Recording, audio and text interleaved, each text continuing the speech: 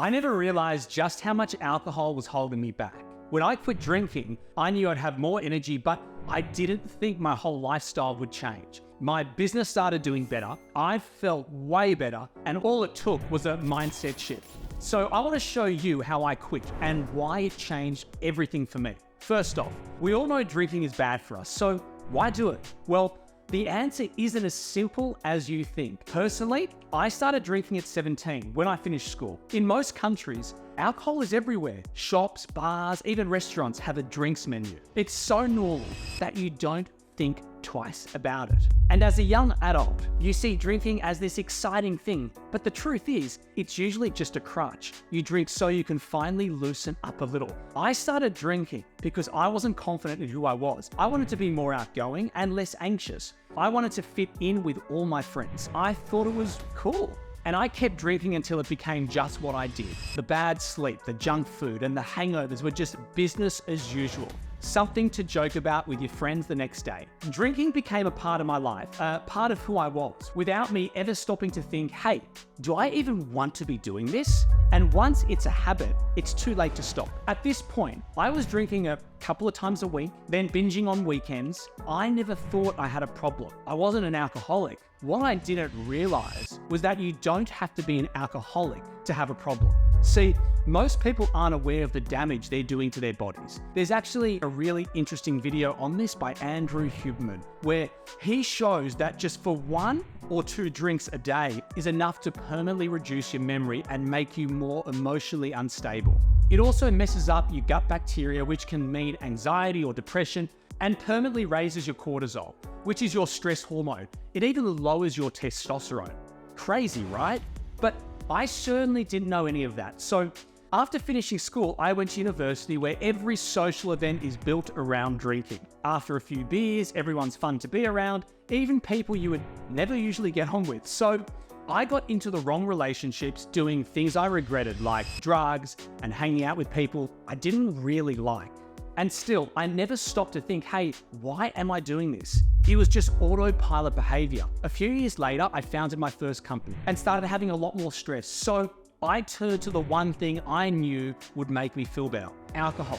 The problem is, a lot of what we use alcohol to cope with is actually caused by the drink itself. I remember one time going out drinking when I had a meeting with a client the next morning. I was so hungover that I could not concentrate and I lost their business. And I still didn't stop. I remember waking up in the night and thinking, how much longer can I do this? Then going out again a few days later, looking back, I realized that if you're drinking regularly, there's some form of addiction there. This meant it would take something more to shake me out of it.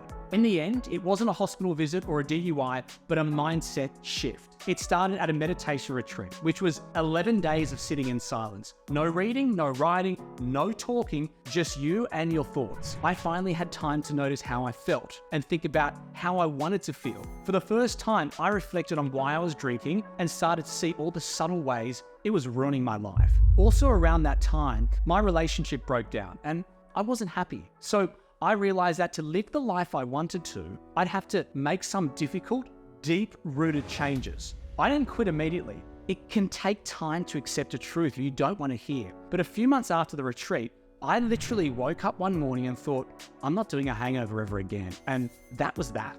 I'd finally accepted that it wasn't me. I'd made this unhealthy thing a part of my identity just because that's what everyone else has done. And I'd had enough.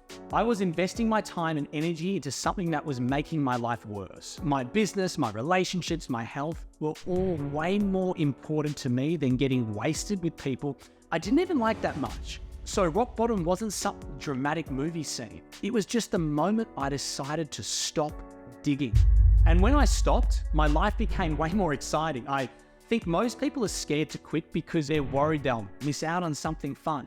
But those same people don't realize what they're missing out on by drinking. See, if you drink regularly, you're never at 100% and you don't even know it. You don't even realize how much better you would be if you'd stopped. For me, my sleep improved, I could think clearer, my mood was more stable, and I just felt better.